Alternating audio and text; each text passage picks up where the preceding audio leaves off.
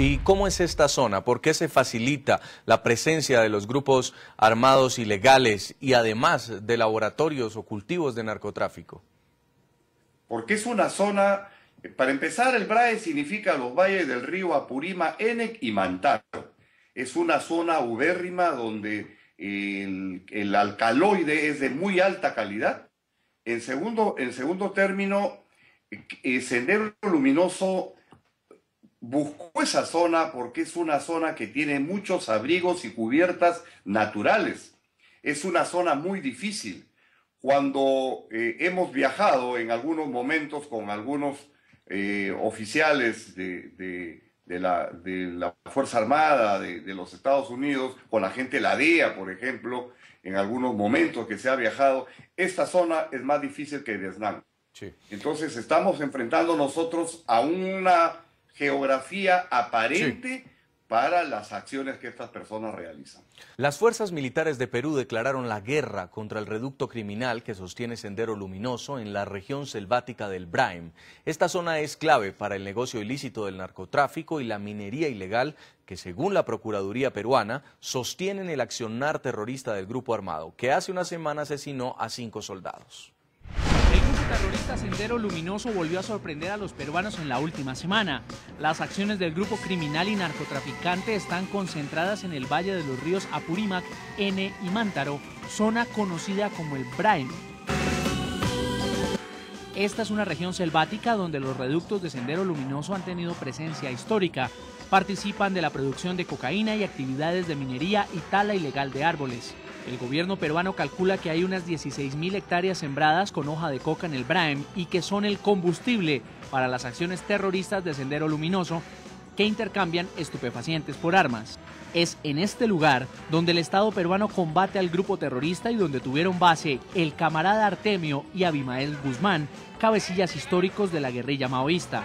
Días después de la incautación de al menos 1 tonelada de cocaína, los criminales atacaron a una patrulla del ejército peruano el pasado 15 de agosto. En la acción armada fueron asesinados 5 militares y otros 6 resultaron heridos. Los hechos ocurrieron cerca de la base militar de Manságaro, en la región central de Junín. El convoy militar realizaba vigilancia en la zona selvática. Como parte de las operaciones que se llevan en el Braem, una patrulla de las que tenemos en alrededores de Mazángora, se encontró con unos grupos de terroristas y se entabló un enfrentamiento entre ellos. Producto de eso, hemos tenido 5 bajas lamentables y 5 heridos que ya se encuentran en este momento en Lima, internados en el hospital militar para ser revisados. Según el ejército peruano, el ataque fue perpetrado por el grupo armado al mando del camarada José, quien es el cabecilla actual del grupo criminal tras la captura de Artemio. Versiones de prensa indican que José, por quien las autoridades ofrecen casi $5 millones de recompensa, estaría escondido en las selvas del Braem con unos 300 milicianos, entre ellos varias decenas de menores de edad. En el renacimiento de este reducto criminal estarían involucradas las FARC. De acuerdo a información encontrada en los correos del abatido cabecilla Raúl Reyes, Sendero Luminoso estaría recibiendo apoyo del grupo terrorista colombiano a través de Alfonso Cano, quien murió en combates con las fuerzas militares de Colombia en noviembre de 2011.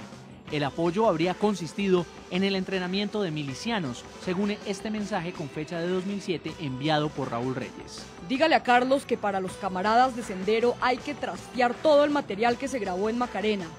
Hay que dejarles los cursos instructivos de ataques, reacción a emboscada y sobre todo darles a los pájaros desde los árboles. También socialice los manuales de instrucción de totes explosivos y de incorporación de la gente.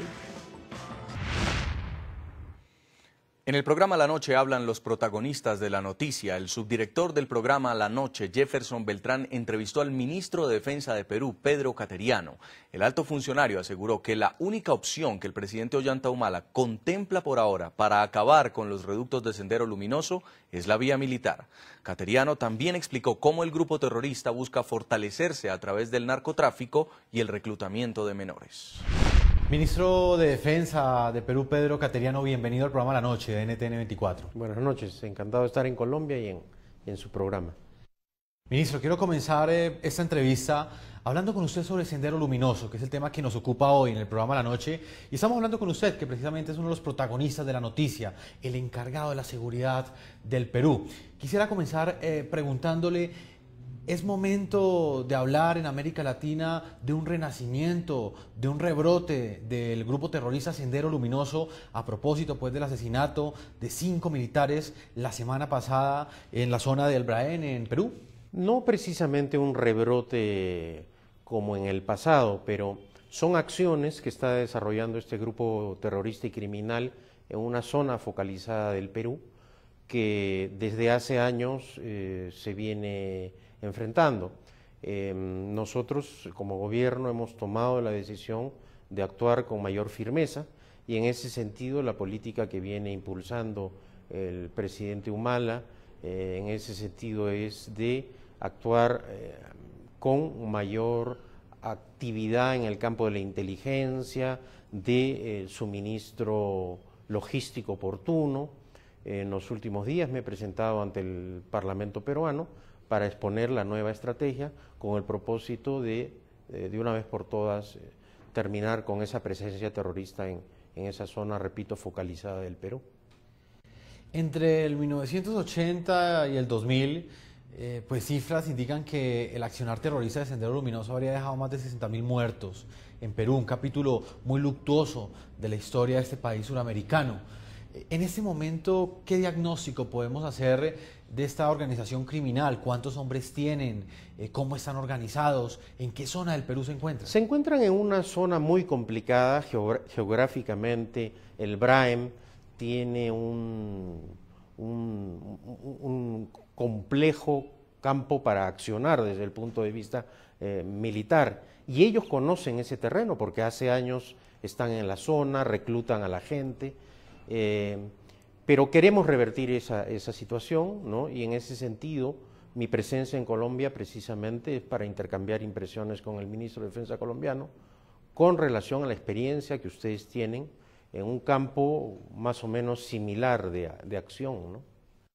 ¿Cuántos hombres estarían en las filas en ese momento de Sendero Luminoso? Yo no me atrevería, por razones de reserva, mencionar la cantidad de hombres de Sendero Luminoso que hay, pero lo que sí le puedo decir es que estamos en el campo de la inteligencia realizando una labor importante, porque creo que eso es fundamental para poder derrotar a esta organización criminal, ¿no? La sensación que quedó en América Latina es que finalmente Sendero Luminoso estaba acabado, que con la captura pues, de Abimael Guzmán por el gobierno del expresidente Alberto Fujimori, pues finalmente este grupo pues, había sido desvertebrado y la mayoría, digamos, de sus integrantes se habían desmovilizado. ¿Por qué el Estado peruano y los gobiernos que sucedieron al expresidente Alberto Fujimori no pudieron acabar con esa retaguardia que tienen Sendero Luminoso en el Braén? La situación ciertamente no es comparable con décadas pasadas, ¿no es cierto? No es que el Perú esté a nivel nacional hackeado por el terrorismo. Repito que el problema está focalizado en la zona del Braem. Debido a múltiples razones que no es el caso mencionar, porque no quiero yo echar la culpa ni juzgar los errores de gobiernos pasados, sino tomar la decisión política de enfrentar ahora, porque si me enfrasco en una polémica revisando el pasado, no hay la acción firme y de unidad que se requiere en estos momentos, porque para enfrentar al terrorismo con firmeza se requiere unidad nacional. Y eso es lo que yo he planteado en el Parlamento Nacional, la decisión de adoptar una política firme con grandes diferencias de lo que ocurrió también en el pasado con Fujimori, porque estamos hablando de un gobierno plenamente democrático, donde el respeto a los derechos humanos y a la legalidad se tiene que cumplir. Por esa razón, repito, que la labor de inteligencia para derrotar al terrorismo es primordial, ¿no? La intención del presidente Ollanta Humala para acabar con este rezago que queda de la organización criminal Sendero Luminoso es acabarlos mediante las armas, mediante la acción legítima del ejército, del Estado, o se ha pensado en algún tipo de negociación o acercamiento con ellos.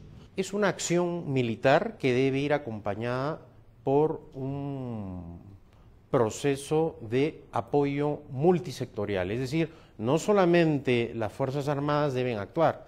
Esa zona del Perú lamentablemente ha estado muy abandonada en los campos de educación, salud, vivienda, agua potable, etcétera. Entonces, el gobierno ha dispuesto también una acción multisectorial para que participen otros ministerios e impulsar y tratar de revertir esta situación dramática de pobreza en la zona. No hay que olvidar que adicionalmente es una zona en donde hay mucho cultivo de la coca. Entonces, hay un plan de acción también para lanzar programas de sustitución de cultivos. Esa zona es muy rica, en donde se podría cultivar el cacao, el café, ¿no es cierto? Entonces, ese es, creo, también un aspecto muy importante. La acción militar debe ir acompañada de otras medidas en el campo social que permitan ganarse a esa población que lamentablemente en muchos casos colabora con el terror, ¿no? Claro, definitivamente son zonas que de alguna forma pues han estado muy alejadas del Estado y de la misma atención del Estado, y es lo que de hecho manifiestan los pobladores. Usted ha tocado un tema muy importante, señor Ministro de Defensa del Perú, y es el que tiene que ver con la cocaína, con el narcotráfico.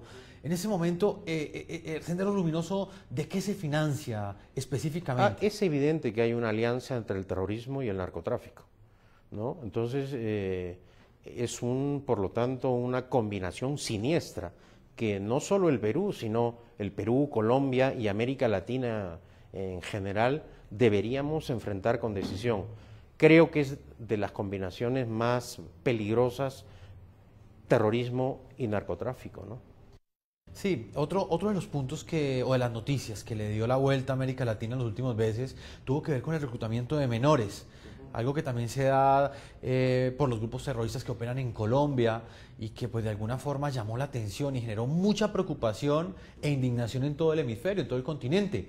¿Qué información tienen ustedes sobre este tema en específico? En las filas de Sendero Luminoso hay muchos niños, hay muchos menores de edad. Yo no podría dar una cifra, pero ciertamente este grupo criminal recluta niños, ¿no es cierto? Los toma, los desprende de sus familias y los empieza a adoctrinar. Eso es realmente un grado de esclavitud que todos debemos de rechazar, ¿no es cierto? Y además una esclavitud para fomentar la violencia, para la conciencia de los niños, adulterarla de tal manera y convertirlos en criminales. Esa situación debe ser rechazada también a nivel internacional y de hecho existe un rechazo. Por esa razón ponemos nosotros un énfasis, le repito, no solo en el campo de la acción militar, sino queremos impulsar la acción educativa, la acción social, en el campo de la salud, ¿no es cierto? Porque lamentablemente esa zona del Perú durante años no ha tenido una presencia del Estado, una presencia adecuada en lo que deben ser las verdaderas funciones del Estado, ¿no es cierto? Garantizar el orden público, el derecho a la educación, a la vivienda, etcétera, ¿no? Señor Pedro Cateriano, sin embargo, pues queda la pregunta de la acción estatal. ¿En qué queda en ese momento? Es evidente que usted ha sido muy enfático en hablarme pues de esta zona, del Braén, en Perú, donde, como le repito, pues la semana pasada fueron asesinados 5 militares. ¿Qué ha pasado en estos días? ¿Ustedes han optado por no ingresar como Estado a esa zona? ¿Los combates disminuyeron? ¿O qué todo sucedió? lo contrario, hay una estrategia para tratar de revertir esa situación, ¿no es cierto? En años pasados, como la presencia de los terroristas estaba circunscrita a esa zona, no había una acción militar decidida, todo lo contrario.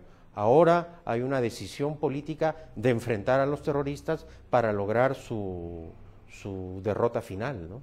¿Hay enfrentamientos hasta ahora en el Brain? Es una zona donde hay, lamentablemente, en la zona específica donde ocurrió el ataque, que es Mazángaro, ubicada en un lugar que actúan los terroristas como francotiradores, entonces, y organizan emboscadas de día, y es un panorama complejo debido a la problemática geográfica, ¿no es cierto?